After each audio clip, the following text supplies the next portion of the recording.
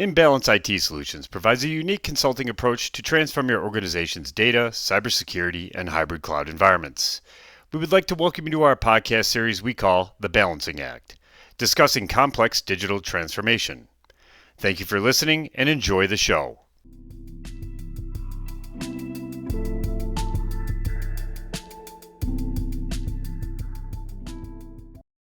Hello, everyone. This is Michael Caplan, Chief Technology Officer at Imbalance IT, bringing you episode 14 of the Balancing Act podcast titled Living on the Secure Services Edge. I get to play host again today and get to welcome back my guest, Ryan O'Halloran, our VP of Security Strategy here at Imbalance.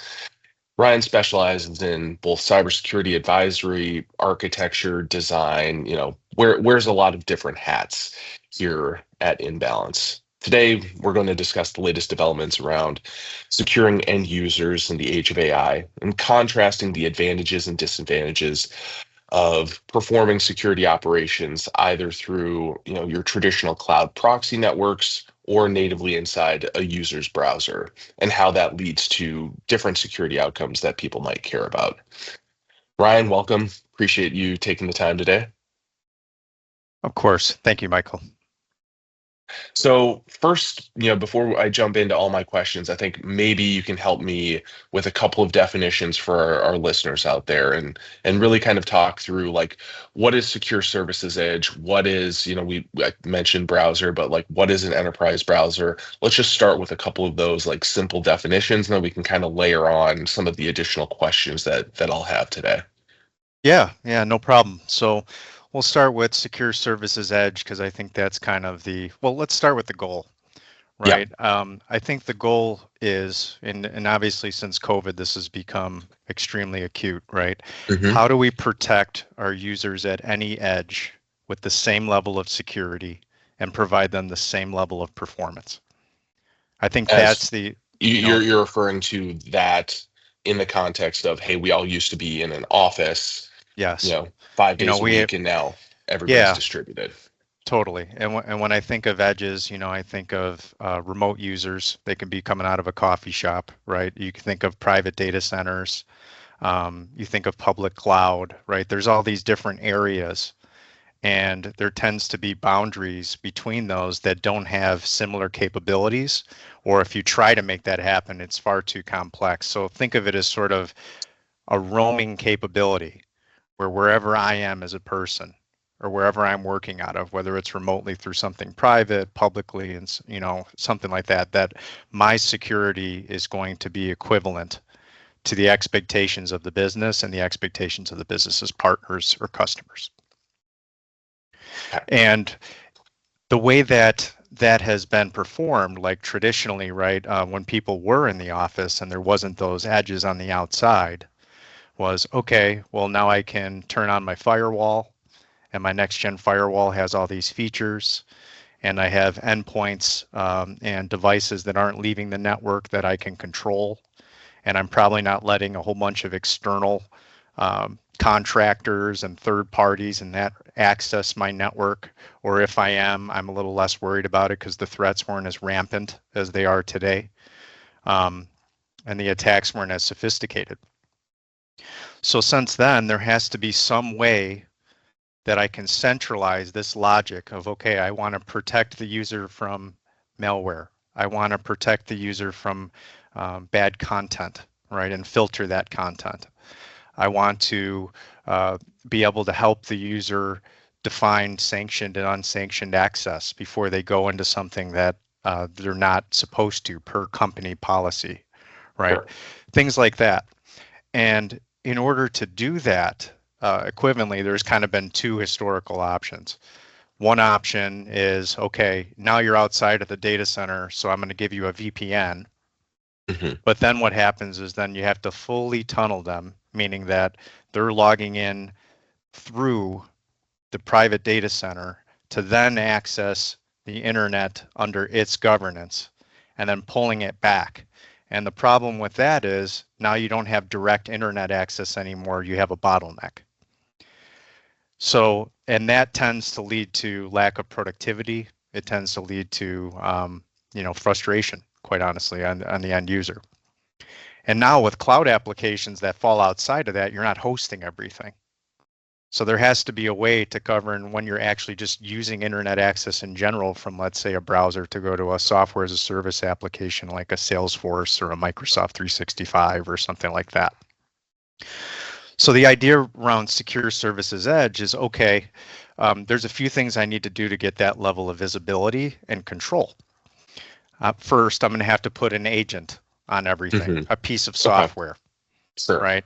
Because now that piece of software, in order to travel with the user, has to live on that workstation or that laptop, right? Second, that software is going to have to scale security functions, and it can't do that on its own inside of the computer, right? The computer itself is only going to have so much horsepower, right? And it should be running the applications that the user is conducting business on and not security functions, at least to the degree possible. So the idea with Secure Services Edge is that agent will actually redirect your traffic then to a cloud-powered network. Okay. That performs all of those security functions you used to perform maybe just in the firewall and then on all your policies for your workstations and all those other things. So that was that cloud proxy network that you were talking about. Yeah, so that's the cloud proxy network aspect of it. And that's not a bad thing, but there's a few things that have to be done to get the level of visibility to actually control what users are doing for applications that aren't privately hosted. Like, for instance, allowing them access into, the corporate Microsoft Office 365 and OneDrive for Business, but not for OneDrive Personal. Sure. Or not for Google Personal, right? All for in the hopes of keeping the data where it belongs. If it's business data, it stays in the business bubble. If it's my stuff, I'm going to allow it so that you're not upset, but I'm going to put some boundaries around that, some guardrails around that. The traditional data loss prevention, data leak prevention techniques. Yeah, absolutely. Okay.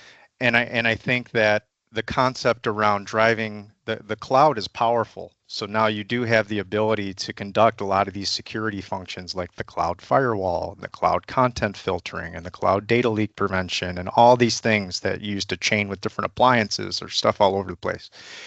You can do that now in a single pass in the cloud, but in order to get the visibility to actually control things, you have to see what's going on in encrypted traffic. And that's the thing, right? So we're used to when traffic is encrypted, the devices and the systems that are securing it can't make decisions around what user does this belong to? Is this a sanctioned cloud application, or is this a unsanctioned cloud application? In other words, I just see that you're sending something to Microsoft. I don't know if it's personal or professional. Sure. I don't know what you're doing exactly to be able to block that in real time or to provide policy in real time. Think of it as making an injection, so to speak. And in order to do that, you have to do what's called break and inspect, right? In the traditional hardware model, you would be able to take all of that traffic, break the traffic, inspect the traffic, and the hardware would do that job. Well, now that has to be done at that endpoint. So the problem is there's a tax for that too. Even though you're not sending all your traffic over through your VPN tunnel, you do have to open up that traffic, so to speak, analyze it, provide policy around it, and then close it back up. Right? So it's like an approved man-in-the-middle attack. It is exactly legitimately a man-in-the-middle attack, only for a good purpose. So basically, you have to have somebody in the middle, or the proxy, that's going to drive all of these security functions. And that takes a lot of effort. And it's also complex because applications work differently. So it's not that it doesn't work. To me, I think one of the most important things that I want to convey, though, is the coverage is not nearly 100%. Sure. Because what ends up happening is our most important applications that suffer from this tax, like collaboration tools and the things that we use 90% of the day, right? Video, cloud storage, right? All these other things that aren't only web applications where, all the work's being done somewhere else. Those are where the threats are, the majority of them. right? When attackers steal your data, they try to offload or upload or exfiltrate that data to one of these private instances of OneDrive or Google or somewhere that you're not allowing. And in order to differentiate between those two, you have to have that encryption turned on. So there's providers out there that can do a really good job of capturing some of the traffic. But my argument is that we're in a world now where the majority of the threats actually live in the traffic we're bypassing.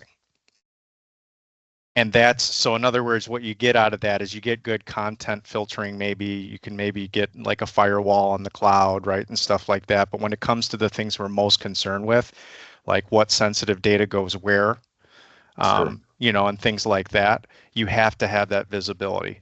There's just no way I can stop you from putting a social security number into some web application unless I'm that man in the middle you described, right? So that brings up a good question. Would you say then that given most applications today are not like thick internal applications that you're creating an executable to run on a device, but are, you know, typically web-based, does that make the browser then, you know, along with the user, that new perimeter? Or, you know, help me maybe understand kind of the different approach that an enterprise browser solution attempts to take to kind of tackle a similar problem. I love that you said is the browser the new perimeter, because I've heard that, right? And I will say identity still is the perimeter, right? And one of the things with an enterprise browser is it leverages an authenticated session, right? So your security around identities, first and foremost, I would say, is still the most important thing in cybersecurity. What you have access to, validating you're really who you are, and allowing the access only to the things that you really need, right? And you can leverage that in the browser, because what's happening is if that security is happening in the browser itself, it's already decrypting all of the traffic. Sure. It does that by design. It controls the presentation layer of everything that you're doing. So it takes encrypted traffic by the time it gets to you, decrypts it so that you can work with it. So what that means to me is if we're in a world that's majority going to be accessing web applications, and the browser is the majority of the way we do our work, not all, right? Not in all cases. There's still those thick applications you're talking about where they're hard installed on my system, or I do need to still remote through the VPN, or maybe I got to use a virtual desktop or something like that. And that's why it's neither is perfect, right? Neither the SSE or the browser. So do you view them then as potentially complementary, where, hey, most of the, you know, traditional pain points within your historical cloud proxies, your true kind of SSEs, do you view that as, you know, hey, that will still solve a few of my problems for applications and services that are not, you know, fully web-based or require a little bit of nuance there, where, you know, for like the true kind of data loss, data leak prevention functionality, an enterprise browser is a good complement to all of the additional value that your traditional SSE solutions also provide? Yeah, I view them totally as complementary at this point. Okay. However, I do think the browser-based element of security is underestimated in terms of how much use case there really is, right? Okay.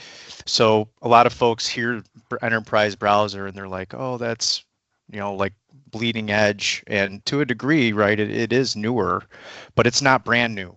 It's proven. It's in some of the largest organizations in the world. It's reduced some of their VDI. It's given their users a better experience. And it's provided that additional coverage that SSE solution, break and inspect old model, has not historically. But as you mentioned, there's a line there in the sand because you still have corporate assets and you still have to control those devices, and you still have to provision what that device access looks like. So ultimately there's, hey, I need to control these devices granularly and what these devices have on them, my antivirus and all those other traditional things. EDR is what I mean. But, you know, legacy, traditionally, it's like the modern antivirus. So you still need to do all of that stuff. That Sure. stuff is not happening in an enterprise browser. It's not happening in an SSE. There's still endpoint protection and mobile device management and all those other things we need to do for those managed devices. But if you think about it in the unmanaged world, where we have those people from the outside coming into your organization, that provides a tremendous time to value for those individuals to get up and running in a secure services edge type of scenario, because I can basically have them download the browser. I can simply diversify what access looks like for something in our organization versus draw a boundary for everything else they're doing, even though I have no control over their device. And even though I can't manage that device, I can set some rules around the device must meet at least this criteria. So think about it Sure. as you got a bouncer in the club, and they don't allow they don't allow somebody with shorts to come in, right? Okay. I can say if you don't have pants, you can't access, right? I can't force them to wear pants, right? That could be the equivalent of saying you have your patches up to date. You have this particular endpoint detection and response, right? Something like that. And that's called posturing. Okay. So the idea is there should be a minimum amount of criteria where even if I can't control it, I can at least mitigate it, right? And then only allow you access to what I have that's sensitive under my own circumstances. Okay. And I Yeah, think I'm the thinking. enterprise I'm. browser I'm works well for that. sure. Yeah, it just reminded me of the old days back when I was a network admin and needed to occasionally remote in to do kind of late night technical support, and laptops were sometimes available, sometimes not. So sometimes I had to use my own personal device, and it always had to do a level of device check to make sure that if I'm going to VPN in on a non-corporate device, I at least pass some level of posture checking there. So that certainly seems helpful to be able to send, hey, you know, Mr. or Mrs. Contractor, download this browser. I've provisioned a set of credentials versus, hey, let me coordinate sending you a corporate approved device or spinning up an entire VDI workstation Yeah. just so that Shipping you you a can have laptop with agents all over it and then letting them call you when nothing works. just to pull up a browser. And I'm even thinking in certain situations in more like manufacturing use cases where some of these third party contractors are just coming in to service a piece of industrial control equipment.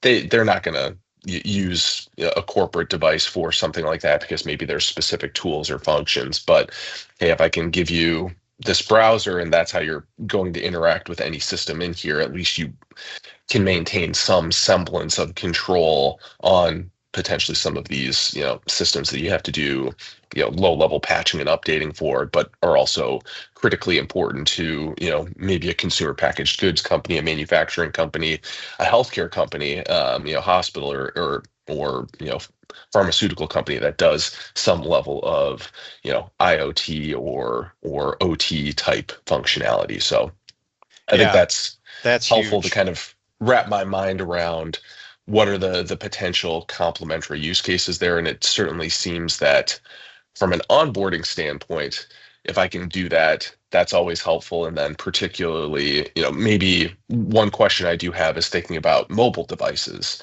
Mhm. How, does SSE play well with mobile devices, or is that where, hey, a person's personal cell phone, but they, get paid, pinged to do some level of work function? If they can do it from I don't know if these enterprise browsers have mobile versions of them. That seems like certainly a much nicer way than, hey, family, I gotta hit the pause button, I gotta go back home and go get a corporate approved device or somehow log into a VDI session remotely. Help me understand maybe from a mobile device standpoint, which the proliferation is certainly there. What kind of use cases can you see in terms of quickly onboarding or accessing corporate applications from devices that you might not own, like a person's personal cell phone? Yeah, I think that, so you nailed something there. I think that when it comes to like a bring your own device for mobile devices, your iPads, your iPhones, your Android devices, things like that, that's where even endpoint detection, your endpoint detection, just your basics before even SSE starts to kind of blur the line a little bit and being difficult to protect that device. Enterprise browser, in my opinion, is the winner there, and Okay. it's because it's a browser, right? You can basically provision that through your app store, just like anything else, as opposed to all the configuration that you can't get away with on, let's say, a Windows or a Linux system or things like that, where it's, more your traditional endpoint. And you could still provide those same boundaries, almost the same security outcomes on the mobile devices as you could your laptops or servers or things like that. And could And it do that same level of posture checking of, hey, is my device jailbroken? At which point, no, you're not going to be allowed to use this device to do that function because you decided to, get a little fancy with your operating system. yeah, you can, Okay. and that's what's super cool about it is you can control. I think there's three primary things that SSE really improves on. One of them is reducing the attack surface, Okay. right? So with remote access, whether it's coming from your phone or your laptop or wherever you're coming from, instead of your traditional VPN, you're no longer, because the way the technology works, you're in an always on scenario where you're not concerned with, is the VPN on? Did I connect? Do I have access to the right things? You're also, your IT person's not concerned with, do you have access to too much? Because what generally happens is they provide unfettered access to maybe an entire network segment as opposed to that one application that contractor needs, right? Sure. So right there, you've reduced the attack surface significantly. So instead of, hey, from whatever device I'm at when I'm remote accessing something, as opposed to me remote accessing an entire network, you're at first checking my authentication up front, which maybe you used to do, but then you're continuing to check it the entire time. You're also first checking, does my device meet the criteria, even, to access this, even if I don't have the mobile device management on that iPhone or on that Android, Sure. which typically you don't, right? And in a lot of cases, you don't, businesses don't want to provision or sell, provision or provide another, mobile carrier and mobile device and put MDM on it and do all these other things. They want to provide that flexibility, and they have to in some cases when it's external, right? So to provide that kind of consistent access and no longer expose that remote access server that the users are connecting through to the internet, right there just limits so much of what the attacker can do because they can't see it anymore. And if they were to steal the user's identity, there's less they could do, Okay. right? So that's one huge important thing. I think the second thing is around the data boundaries, right? So if you're on your phone or if you're on your laptop or if you're on your workstation, to be able to say, listen, you can download or move things from, let's say, the one web application, let's say a Salesforce or something like that, to Microsoft 365, but that Hmm. can never actually live on your laptop. That can Okay. never actually live on your mobile device, right? Which is something that many companies have a problem with, because if you're not managing the device, it might not be encrypted, right? You don't have the ability to remote wipe it. You don't have any of those types of those ways of preventing the theft and the data leakage, because you're not necessarily in control, right? And I think in that way it provides a tremendous level of control over, if you don't have that, you're not getting in, right? But also the flexibility for you to be able to go out and get and use what you want. Sure. So I think that's another big one, right? Because you don't want the data uh, living in areas that it doesn't belong. If you only need to move it from site A to site B, why am I downloading it to my system or my mobile phone or whatever and then uploading it to site B? It doesn't need to do that, right? It can just go in between.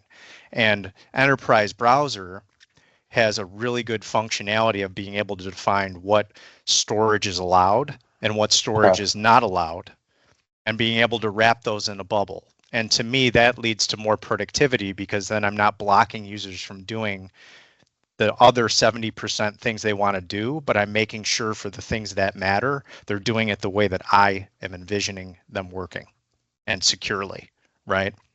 Sure. So it seems like in general that kind of time to value for a lot of these kind of, singular use cases, or even just, broadly for like knowledge workers that may just need the, browser access to do data entry or function within a small subset of applications, that can certainly provide a lot of value. And then for like your horsepower workers, your power users, your users that potentially need to access a lot of different systems and services, maybe some, full thick applications, that's where you'll still maybe leverage the enterprise browser just for better security and break and inspect use cases of understanding where your data is coming from, but then still layer on the benefits of what your traditional SSE solutions can have. And it seems like maybe, from an initial jumping off point, the enterprise browser can provide probably some of those faster, time to value use cases, especially with, hey, just in time access for, a person who's coming on site to do, some level of troubleshooting in my environment. Great, I can do that a lot faster. I'll put an asterisk around, process for getting, user credentials quickly created, because sometimes that can take, acts of Congress in certain instances. But, I just like to highlight that, there are good use cases for each, and sometimes, for ease of access, it certainly seems like the enterprise browser can provide that best bang for your buck. But now, I maybe want to shift a little bit as we start to get close to wrapping up. I know we briefly highlighted, the world of AI, and I think that we get punished if we don't mention that at least once a podcast now. Of course. As we shift into the world of chatbots, people wanting to leverage LLMs, whether that's an internally created solution or leveraging your general OpenAI, ChatGPT, Gemini, what do you see as the best way of governing that overall data flow? Is it leveraging, the enterprise browser, so I can just say, hey, before this, prompt is even executed, let me stop it in its tracks and do something? Or do you still send it to the secure services edge, have it do, maybe do more hard pressed, hey, you can't even access this particular version of ChatGPT or whatever it is, because here are corporate approved applications or chatbots or agentic solutions that you're allowed to interact with. Maybe help me understand a little bit more in the world and context of SSE and enterprise browser. What do you think makes the most sense for, probably the majority of use cases out there today in the kind of large language model space? Sure. Yeah. So one thing that both of those solutions, enterprise browser and secure services edge, have the capability, right, of blocking things in real time from going into the wrong model, right? Mm-hmm. So for instance, but I want to point out that it's time to value, right? These things take time and they're difficult to manage and stuff like that.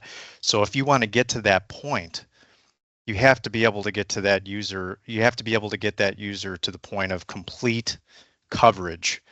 And Sure. what I think about with coverage is that most of these AI elements, right, when we're talking about a user using AI responsibly, they're attached to the browser.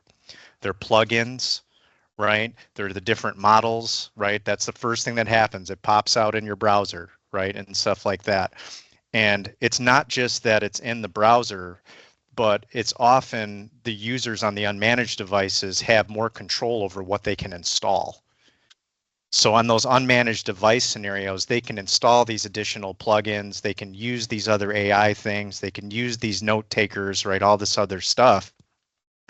And unless you have great coverage, because there is so much of that stuff out there, it's the user will always circumvent, or at least in my experience, circumvent the controls that are more difficult on them, which SSE typically lends to have a little bit more complexity, right, on them. Sure.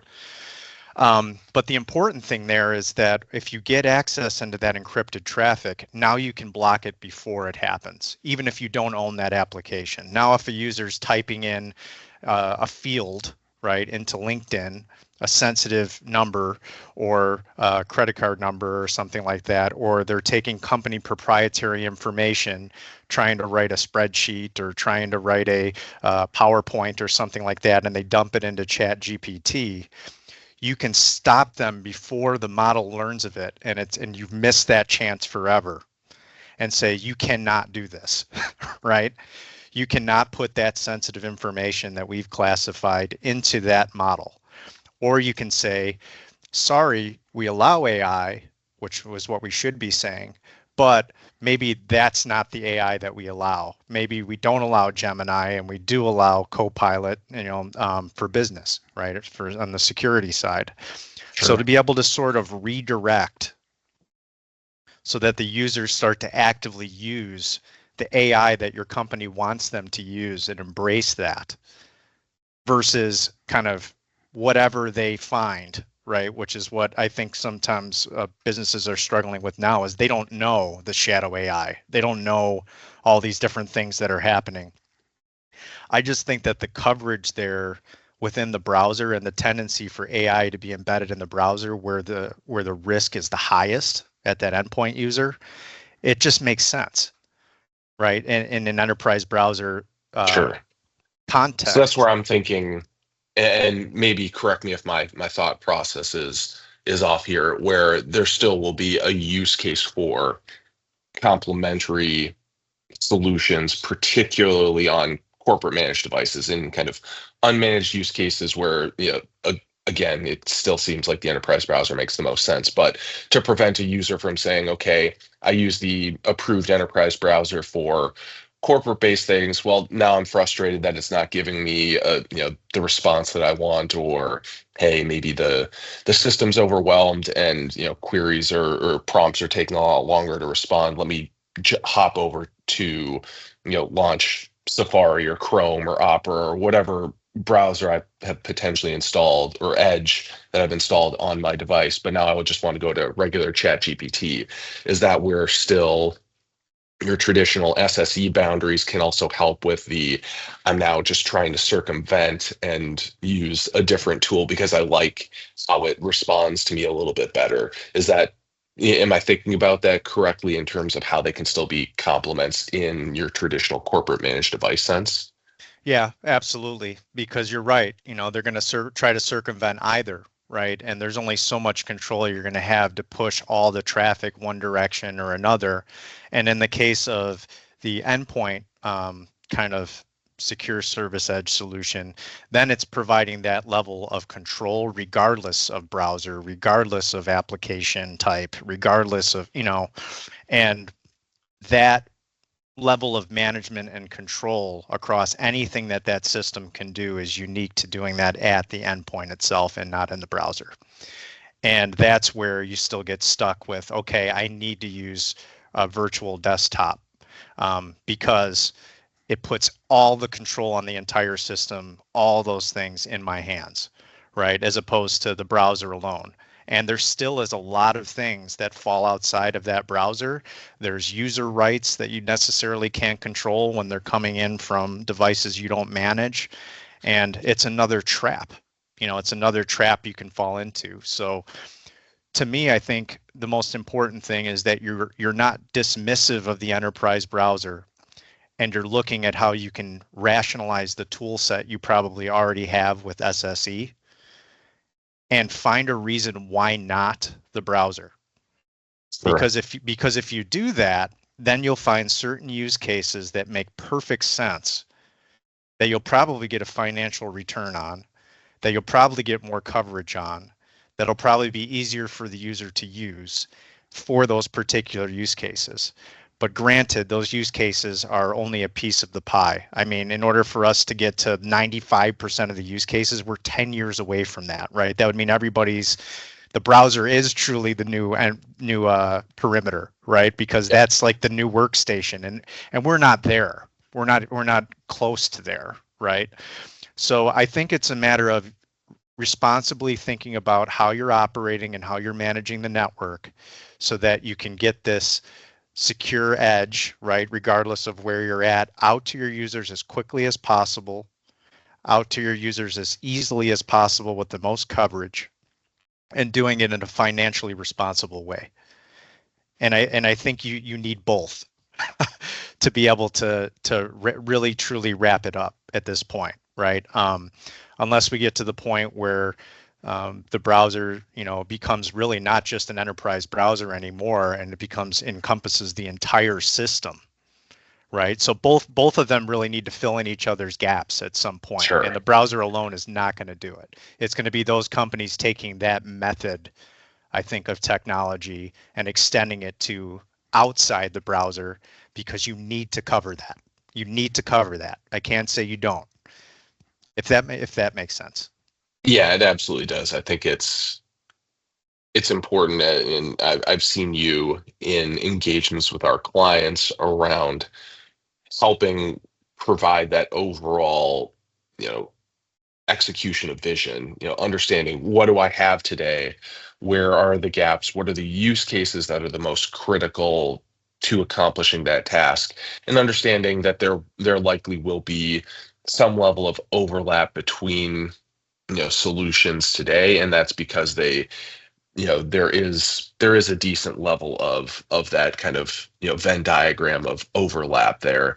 But the things that an SSE solution does really well, there could still be gaps that the enterprise browser can't do today, and that's when we have to build that strategic thought process with our clients of understanding what are those use cases, what makes the most sense to accomplish the task, and making sure that they integrate well. And I think that that's the most critical thing with any of this. Is the goal is to provide ideally a frictionless, or at least a reduced level of friction, but Yeah. having enough there that we maintain semblance of control on the data that we have, which is the most important thing for a business, is their intellectual property, the data, sensitive data, things that can get you fined, things that could be disruptive to the business if it were to be somehow exposed or exfiltrated.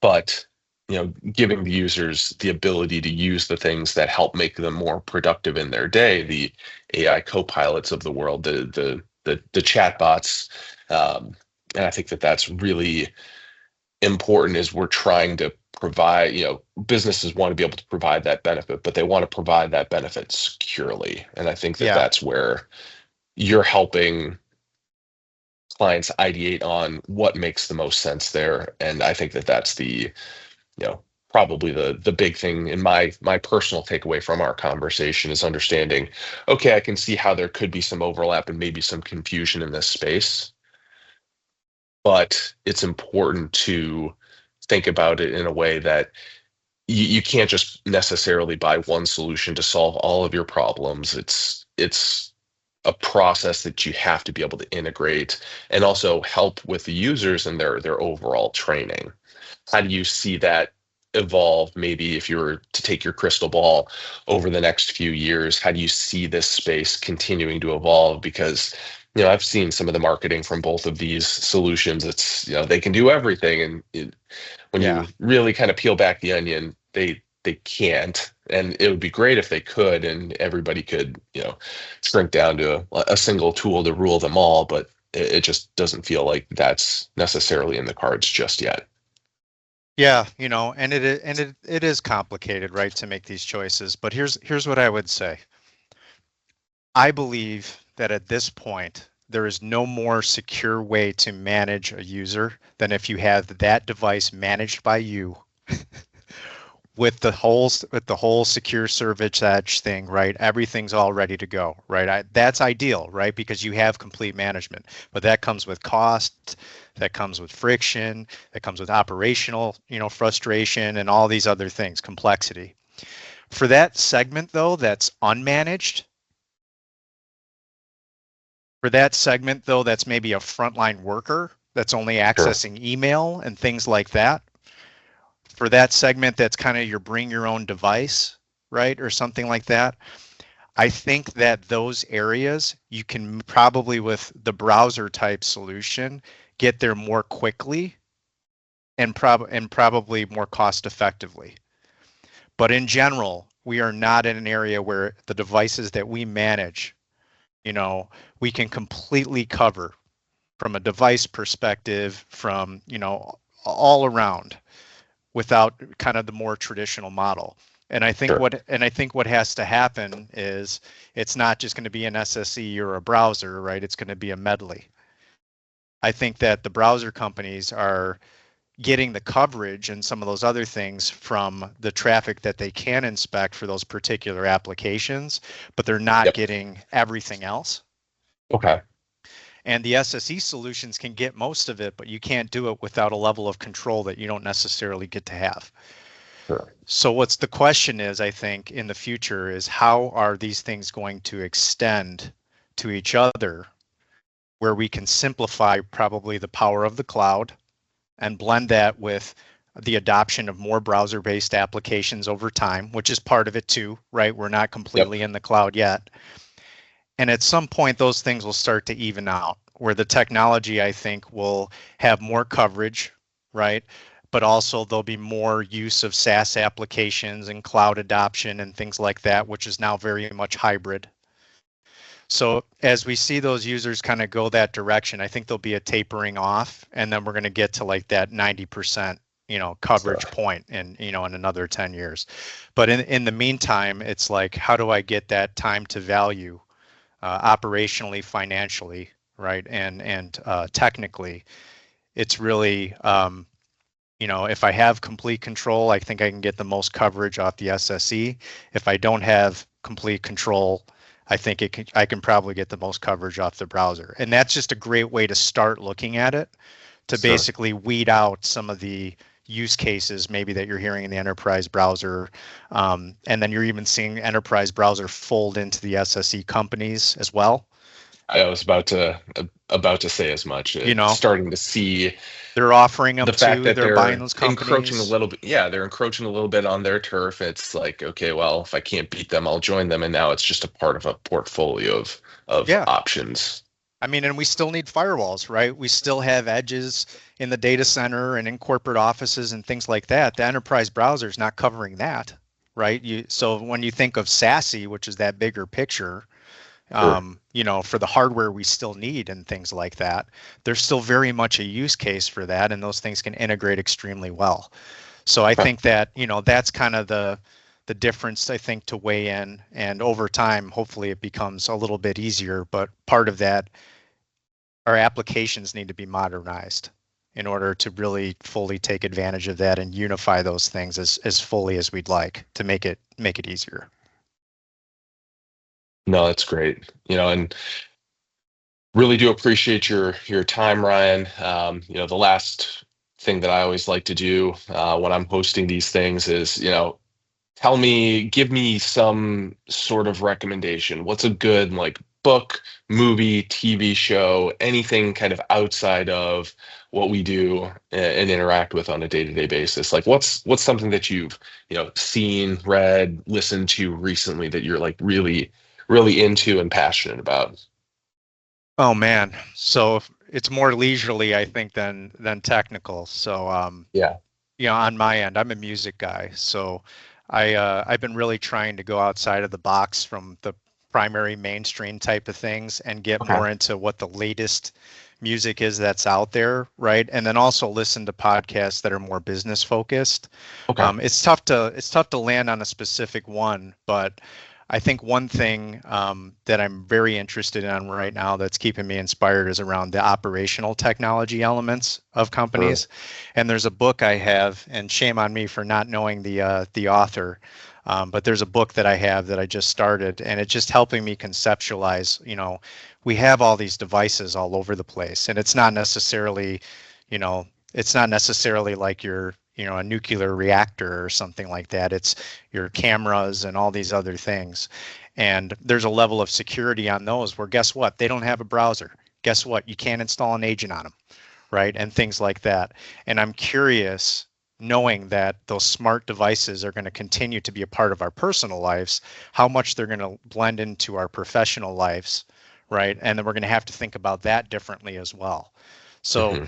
those two things, I'm trying to enjoy myself and take a breather from the IT stuff with, listening to some of the non-mainstream things and just going into your Spotify, right, and clicking on maybe the new Music Friday, right, I Yep. believe is what it's called, versus the top hits, right, and then getting exposed to some of that because that can be good for the soul. And then technically kind of just start to understand where things are going, because you're introducing that risk in your personal life. Yeah, So absolutely. and that's kind of hopefully a good summary of some of the things I'm doing. No, I appreciate that. It's always fun. For me, um, the one thing I like to do, my wife just does not like watching movies. It's really tough. It's like pulling teeth trying to get her to like sit down. So I'm always on the hunt for movies, if I've seen them or not, that are like slightly off the beaten path, because she usually likes a little bit of like a darker, twistier story or something that maybe like skews a little weird. So it's been fun thinking about movies that I've seen before that maybe I haven't watched in 20 years. So started to go down the rabbit hole of some of Charlie Kaufman's movies. He wrote, Being John Malkovich, Adaptation, Her, at Yeah, least I think he wrote Her. good stuff. And getting her to watch, a couple of those movies, because they're a little bit different and a little bit weird, and usually that's the fun thing that I like to do with some downtime that I've had recently. But Yeah, I well, like that Ryan, too. appreciate the time as always. And just to wrap it up here, Imbalance can be your guide for education, workshops, briefings, project and solution rationalization, and we can help you execute on your security strategy.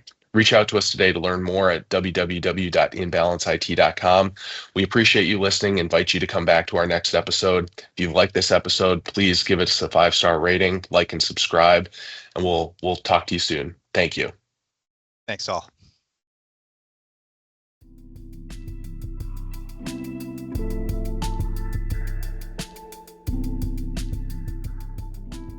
In Balance IT Solutions wants to thank you for listening and invite you to join us for the next episode in our podcast series.